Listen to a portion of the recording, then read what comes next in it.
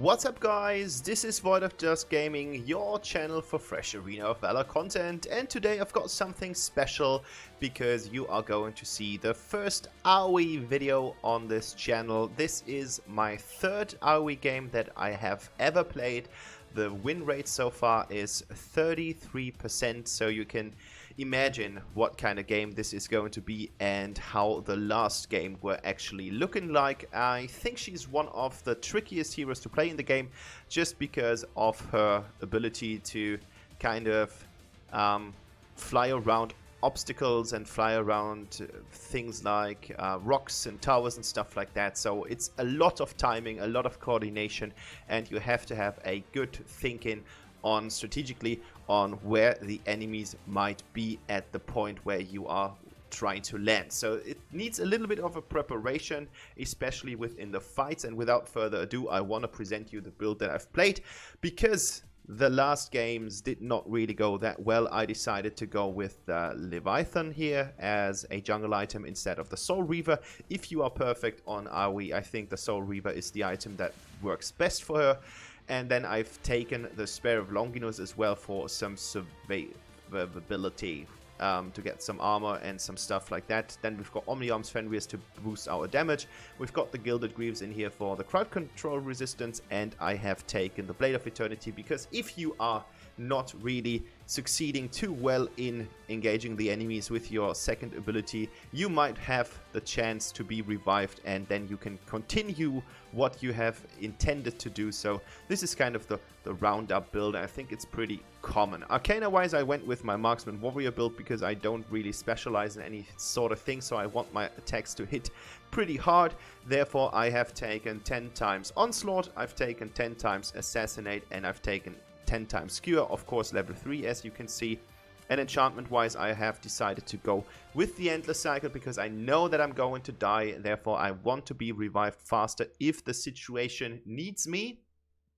Then we've got, of course, Enhanced Restore as well as the Gunslinger to improve our stats a little bit. And in the second line, in the Lockheim tree, I've taken Shadow Blade, and to get even more crowd control resistance, I've taken Bone Cutter as well. So this is going to be my first game, so I would like to invite you guys to put down some helpful postings. I know that there are a lot of viewers who have way more experience than I do, and I think that people who are watching my channel might actually look for some beginner stuff, and therefore it's super helpful if you can contribute and tell me how to play her better, what did I do good in the video, what might be improvable, and then in the end people might actually learn from your input, and that would be super cool. If you haven't subscribed to Void of Dust channel, hit the subscription button, hit the like button, put down some comments because it really helps the channel. And now I would say let's get over to the gameplay and see how I succeeded or maybe not. Alright, here we go. Let's see if the game is actually fluid. Yes, it looks pretty fine. So I don't know if you guys have seen AOI or if you have ever played AOI. AOI is kind of a really strange and unique champion because you've got an ability that is basically changing your movement in the vast way ever. You're going to see that as soon as I unlocked it. Because of the usability of this stuff, I have of course started with my first ability. I don't need to go over extra obstacles here, therefore I took it. Oh, I see that my MS was actually pretty poor, so I do understand why my clearing speed was actually somehow a little bit laggy. I had the feeling that it was because of her attack speed, because of the ability that I've been using, but now I see that this comes from some crazy lag spikes here. Okay, now it seems to be a little bit better. So AOI is this champion who has this kind of I don't know, she's got this kind of claws, and every single time that you have kind of upgraded it or you see the status bar filling up, she is actually doing additional stuff. But all in all, if you hit something with your claw, you will receive a health buff. So you will get some health back from attacking, and if you use it while you are using your S2, you will get a shield instead. So this is basically the difference. I mean, you can just check it out in the description of the skills, because as I'm not the best person to explain it, because this is my third game, so I really don't have the greatest clue what to do. I've played her in the hero trial just a little bit to get the mechanics done, but now here we go. And this was like, yeah, I was switching between my Wi-Fi and my mobile internet, and this is the reason, because I needed to reconnect here pretty fast. There we go, blah blah blah, and here we are back again. That worked pretty smoothly. Congrats to Arena of Valor that they kind of fixed this connection attempt stuff that they had in the game. And as you can see, you've got this kind of like, you are kind of like shooting your claw into a certain direction, and if you don't press into the left or the right direction, you are going to fly towards the obstacle, which means that you can actually go through walls or over walls. And if you are using any of the directions, as I said, left or right, you are starting to swing, and you will have one complete turn for 360 degrees, and then afterwards you're going to stop. And because you have this ability twice, you can actually use it to grab one obstacle, fly around it, grab the other obstacle, and then fly around it in the other direction. This is kind of like what she does. And then she's having this huge ultimate where she is jumping a little bit back, and then she is going to deal damage, and she is untargetable and invincible while she is in this kind of jump state. This is like the super brief stuff. If you want to have a deeper knowledge about her skills, you should actually try her out and use her abilities. I don't know what I did there. Mechanics are bad, and yeah, as I said, this is the third game, so don't expect anything crazy here. All in all, it turned out well, and I just wanted to show you this champion on the channel once, because of course my intention is to have every single champion on this channel with at least one video. But as we said yesterday in the voice chat, because we are playing a triple queue, it's really crazy, because this champion needs such a lot of practice. You need really good skill with her in order to make her work. I don't know, I just went in there and I just wanted to try out something, maximizing my power and stuff like that. But this champion needs a lot of practice, but of course that means a lot of games where you won't be too helpful for your team. And of course the jungler is a pretty important role. You're not a support, who's important as well, but the jungler has of course a different role, and you need a lot of understanding how the game works, how the game flow is, where enemies might appear, to really get the jungler to the best outcome there is. So I'm glad that my team plays a good game here. I have an assist and I was killed once, so this is still fine on level 7 for my personal record. And now there is Richter, and Richter gets beaten, and unfortunately we can't really, it's just this little bar missing. Like every single time I use my ultimate, it's just missing one single health bar, and this is going to continue throughout the game. You will see several examples where this tiny little bit is missing for a kill, and maybe I'm doing something wrong. Maybe there is something that I can do to improve the damage, because every single time I play against AoE players, the ultimate just seems so super overpowered, and they're dealing just crazy amounts of damage. So is this kind of like a stacking procedure? Do I need to have my initial attacks on cooldown, or my first ability on cooldown? I did not find anything about that in the reference where the abilities are described. So if you've got a clue, or if you have something that might help me, that would be great. And what you can do is use your ultimate as a great escape tool, as I have just used it here. Just wanted to harass the Kali a little bit. It wasn't for killing. I know that I could not kill her under tower with my mechanics. That was pretty much clear. So I'm doing a solo Abyssal Dragon here, trying to get some health back from spamming my S1. Now we've got Butterfly and we've got Baldoom here. Luckily the Butterfly wasn't the best player ever, and therefore we were able to do some crazy damage all in all as a team. Here we go. And now, this is pretty cool. You can use your claw to kind of grab enemies and pull yourself towards them. So you should always have one stack ready, I guess. Just in order for chasing things, as you just have seen in this scene. And what's important about it, I'm totally... Oh, okay, we got him, so this is fine. So the range from the circle, like the radius, is actually coming from the distance that you have between the obstacle and yourself, like your position, when you start to use your second ability. And you can kind of check the range when you are pointing your second ability towards the obstacle, and you will see that it's becoming longer or shorter when you move towards or away from the obstacle. So this is kind of like an indicator, and I think that's the most complicated thing about her, that you really need to kind of guess where the enemies might be, because of course you want to dive into the backline. That is what this champion is for.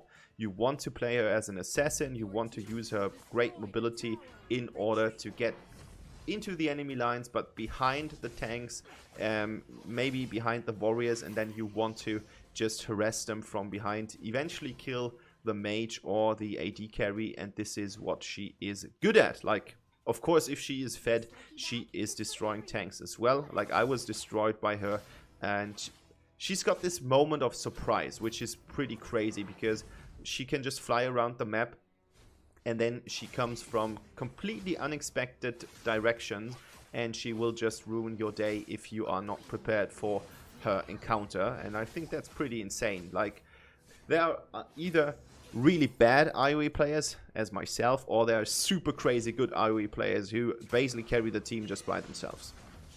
So this is what she's all about, and I think that's pretty cool. I want to like her, but I don't really know how to play her, and therefore, of course, we do have a hard time, she and I. Like, we are not in the best relationship, if that makes sense. So here's another Abyssal Dragon. I think the game so far is decent. We have 8 kills and the enemy has 7. Luckily, as I said, the butterfly is not really objective focused, so I don't know what she's doing all the time, but I think I have the farm lead here.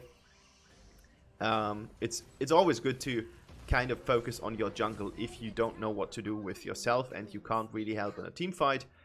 Just stack up some stuff, go into the jungle and make yourself a little bit more valuable by farming stuff, because that is just the way it is. So yes, this was super lucky that I got butterfly here, and because otherwise I would have just been killed without any retaliation. So I killed her kind of like because of my stuff that I have activated. But she has revived herself. She's got Endless Cycle as well, as it seems, so she's back. But it doesn't matter because we are doing fine so far. I mean, the enemy has the same amount of towers. We've got the same amount of kills. I think we got more Abyssal Dragons, therefore our gold should be a little bit higher in the team, like divided on the several characters. I mean, Butterfly, what she kind of does pretty well is the idea to get into my jungle and steal my farm, but she doesn't really excel. Like, she always gets just the first creep and then she's out again. I don't know if that's really helpful.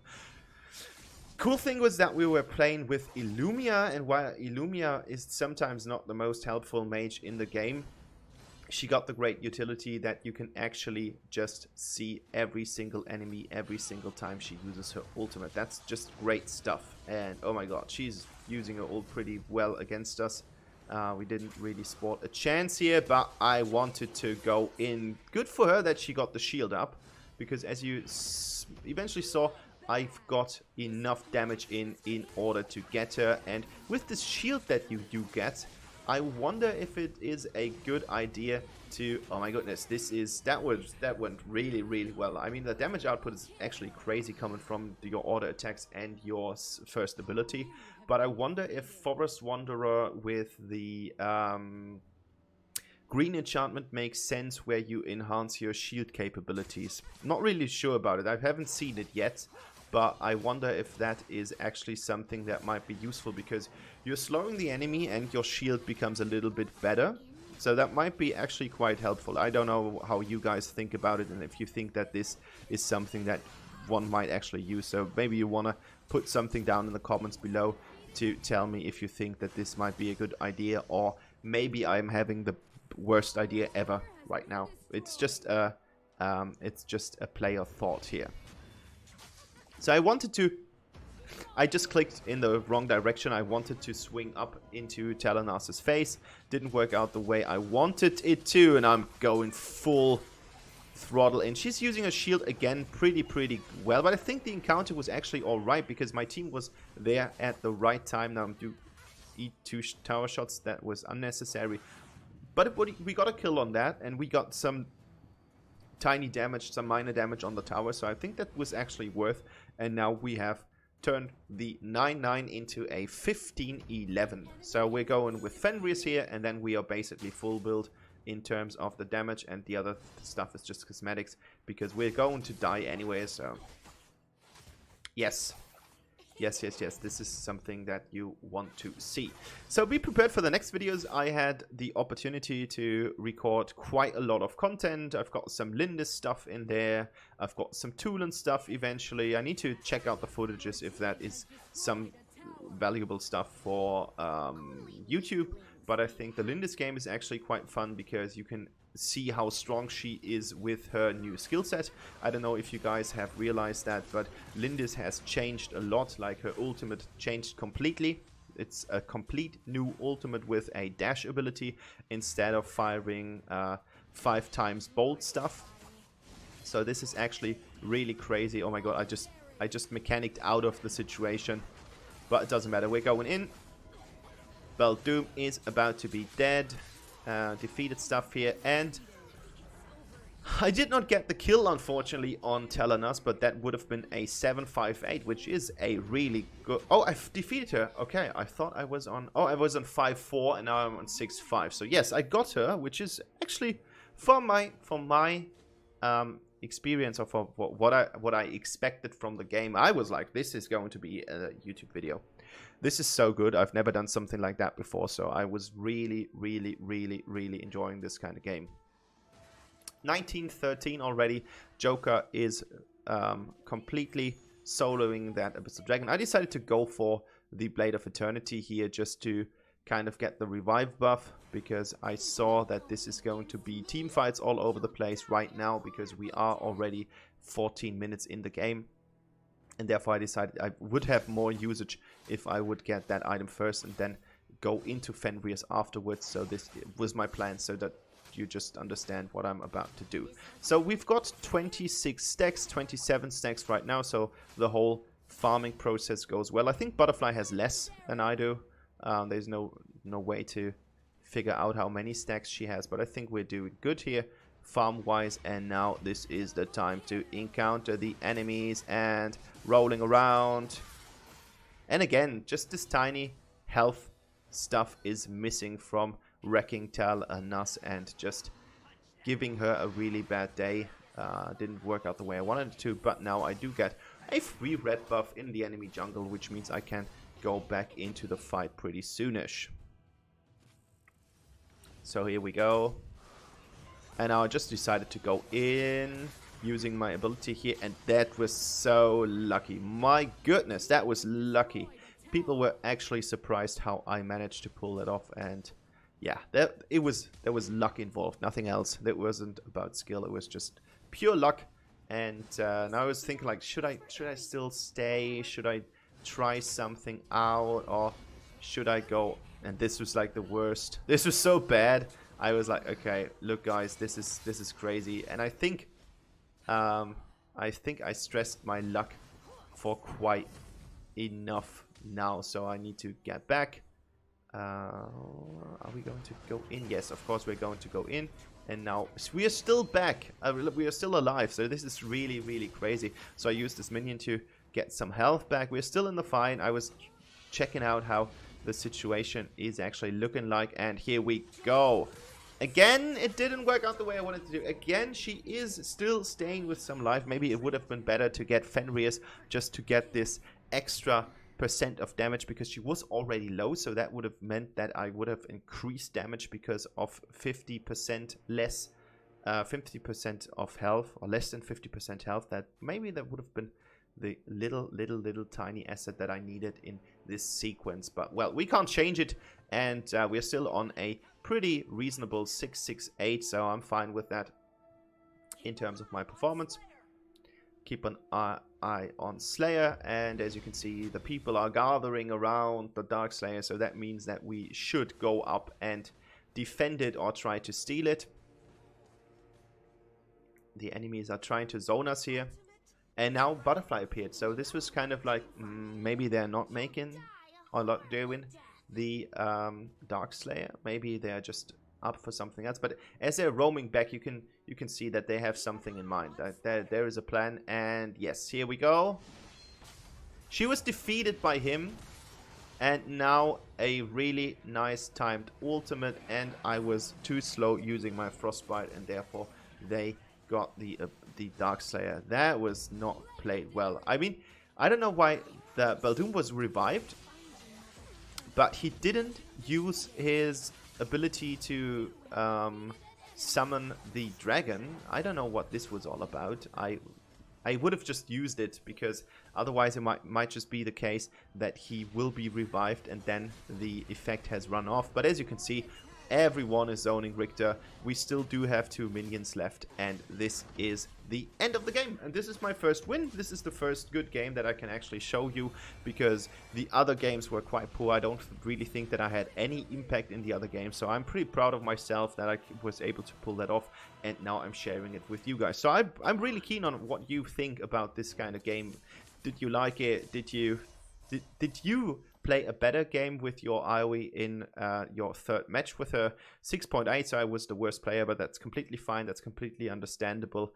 And wow, look at the score of that Butterfly. That was a mess. So this was the game. Thank you for watching this video, and I hope we will see each other in 2 days, because then there is coming, I guess, Lindis. Let's do some Lindis.